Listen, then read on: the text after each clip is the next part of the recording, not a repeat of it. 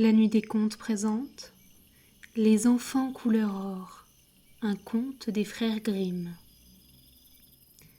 Il y avait une fois un pauvre homme et une pauvre femme qui ne possédaient rien au monde qu'une petite cabane. Ils ne vivaient que du produit de leur pêche. Un jour que le pauvre homme, assis au bord de l'eau, tirait ses filets, il prit un poisson entièrement d'or. Tandis qu'il contemplait ce poisson avec des yeux étonnés, celui-ci prit la parole. « Bon pêcheur, écoute-moi, lui dit-il. Si tu consens à me rejeter dans l'eau, je changerai ta misérable cabane en un château magnifique. »« À quoi me servirait un château si je n'ai pas de quoi manger ? » ?»« J'y aviserai aussi. Il se trouvera dans le château une armoire. Tu n'auras qu'à l'ouvrir pour y trouver, à souhait, des plats de toutes sortes. »« S'il en est ainsi, dit notre homme, je ne demande pas mieux que de faire ce que tu désires. »« Oui, reprit le poisson, mais j'y mets pour condition que tu ne diras à personne l'origine de ta fortune.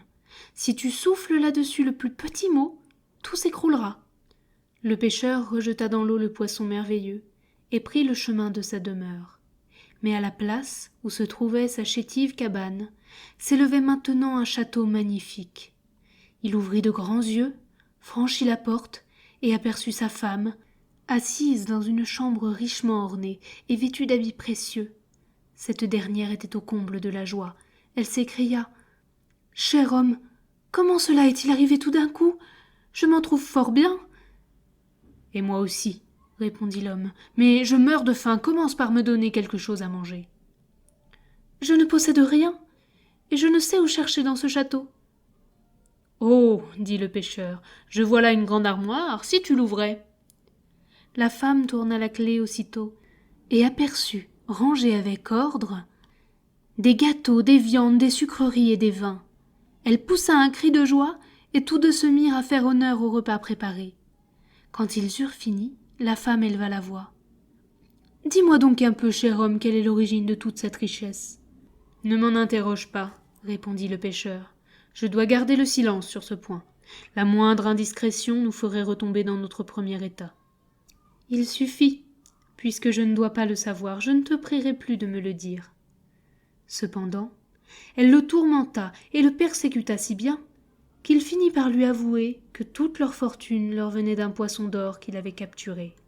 Il avait à peine fini ce récit que le château disparut ainsi que l'armoire merveilleuse et qu'ils se trouvèrent de nouveau assis dans leur ancienne cabane de pêcheurs. Notre homme fut donc forcé de reprendre son ancien métier. Cependant, le bonheur voulut qu'il attrapât une seconde fois le poisson d'or. « Si tu me rends encore la liberté, dit le poisson, je te donnerai de nouveau le château et l'armoire, mais pour le coup, tiens-toi ferme et garde-toi bien de dire à qui que ce soit de qui tu tiens ces richesses, sinon tu les perdras à nouveau. »« J'y prendrai garde, répondit le pêcheur, et il rejeta le poisson dans l'eau. Quand il revint chez lui, tout avait repris son éclat et sa femme était radieuse, mais la curiosité ne la laissa pas longtemps en repos. Et 2 jours s'étaient à peine écoulés qu'elle recommença à questionner son mari. Celui-ci finit par céder. Le château s'évanouit, et ils se trouvèrent dans leur ancienne cabane.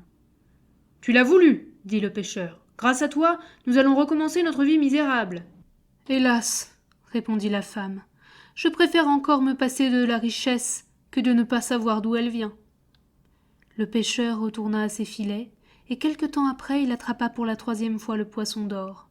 « Écoute, dit ce dernier, je vois bien que je suis destiné à tomber entre tes mains. Emporte-moi avec toi au logis, et coupe-moi en 6 morceaux. De ces morceaux, fais-en manger 2 à ta femme, 2 à ton cheval, et mets en terre les 2 restants. Tu n'auras pas lieu de t'en repentir. » Le pêcheur revint chez lui avec le poisson, et fit tout ce que celui-ci avait recommandé. Il arriva que 2 lys d'or poussèrent à l'endroit où les 2 morceaux avaient été enterrés. La jument eut 2 poulains de couleur d'or, et la femme du pêcheur 2 garçons, également d'une couleur d'or. Les enfants grandirent, ainsi que les lys et les jeunes poulains. Il arriva qu'un jour, les 2 frères dirent au pêcheur « Cher père, permettez-nous de monter notre coursier d'or et de nous mettre à courir le monde. » Le pêcheur répondit avec tristesse Comment pourrais-je supporter votre absence? Songez à l'incertitude cruelle dans laquelle je serai sur votre compte. Qui me dira ce qui vous arrive? Les frères répondirent. Les 2 lys d'or vous donneront de nos nouvelles. Tant qu'ils brilleront d'un frais éclat, nous serons en bonne santé. Si au contraire ils pâlissent, ce sera signe que nous sommes malades, et leur mort annonceront la nôtre. Ils partirent donc, et arrivèrent bientôt dans une auberge pleine de monde. À la vue des 2 frères couleur d'or, on se mit à rire et à se moquer. L'un d'eux, ayant compris qu'il était l'objet de ces plaisanteries, regagna la maison paternelle. Quant à l'autre, il poursuivit son voyage et parvint au bord d'une grande forêt. Comme il se disposait à y pousser son cheval, des paysans lui dirent « Il ne sera pas prudent à vous de pénétrer dans cette forêt. Elle est pleine de voleurs, et s'ils aperçoivent votre couleur d'or et celle de votre cheval, ils ne manqueront pas de vous donner la mort. » Mais le jeune homme ne se laissa pas effrayer.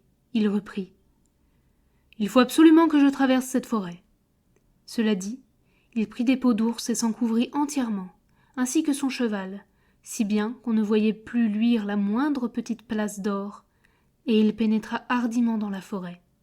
Soudain, il entendit les broussailles s'agiter, et des voix en sortirent et s'entretinrent tout bas. D'un côté on disait « En voici un !» Mais du côté opposé on répondait aussitôt « Qu'on le laisse courir, c'est un pauvre diable, gueux comme un rat d'église !»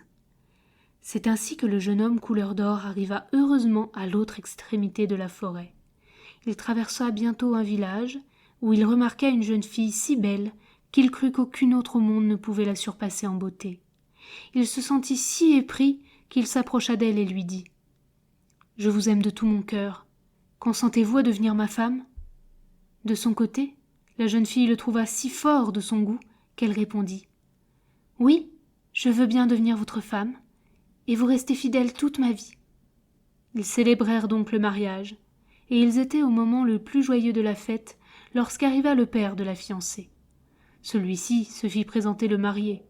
On lui montra le jeune homme couleur d'or, lequel ne s'était pas encore débarrassé de sa peau d'ours.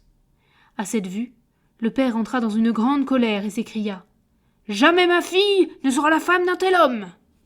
Et il voulut le tuer.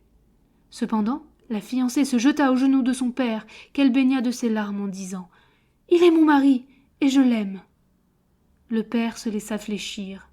Toutefois, l'idée ne lui sortit pas de la tête que sa fille avait épousé un misérable gueux. Aussi, dès le lendemain matin, s'empressa-t-il de se lever pour s'en convaincre de ses propres yeux. Quand il entra dans la chambre des époux, il vit dans le lit un bel homme de couleur d'or, et par terre étaient étendues les peaux d'ours qu'il avait dépouillées.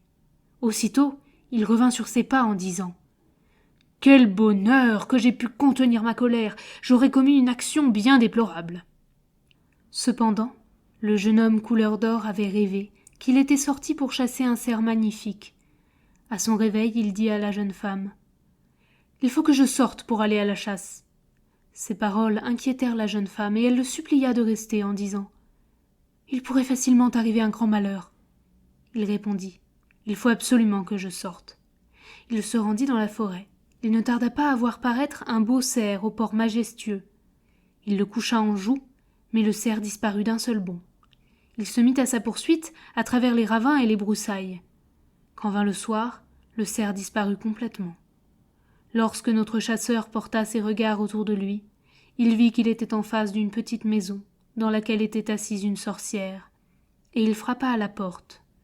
Une vieille femme vint lui ouvrir et lui dit « Qu'est-ce qui vous amène si tard dans cette immense forêt ?»« N'avez-vous pas vu un cerf ?»« Oui, reprit-elle, je connais ce cerf. » Et un petit chien qui était sorti avec elle de la maison se mit à aboyer fortement. « Veux-tu bien te taire, maudit roquet ?» s'écria ce dernier. « Sinon, je t'imposerai le silence d'un coup de fusil. » La sorcière reprit d'un ton irrité. « Comment ? Tu parles de tuer mon chien ?» Et soudain, elle le métamorphosa en pierre, si bien que sa jeune épouse, ne le voyant point revenir, se prit à penser. Sans doute que ce qui me donnait tant d'inquiétude et qui me pesait comme un fardeau sur le cœur lui sera arrivé. Cependant, le second frère qui était retourné dans la maison paternelle et qui se tenait en ce moment auprès des lys d'or, en vit un s'incliner tout à coup. « Mon Dieu, se dit-il, un grand malheur menace mon frère. Il faut que je parte sans retard si je veux pouvoir lui porter secours. Son père lui dit alors, ne t'en vas pas.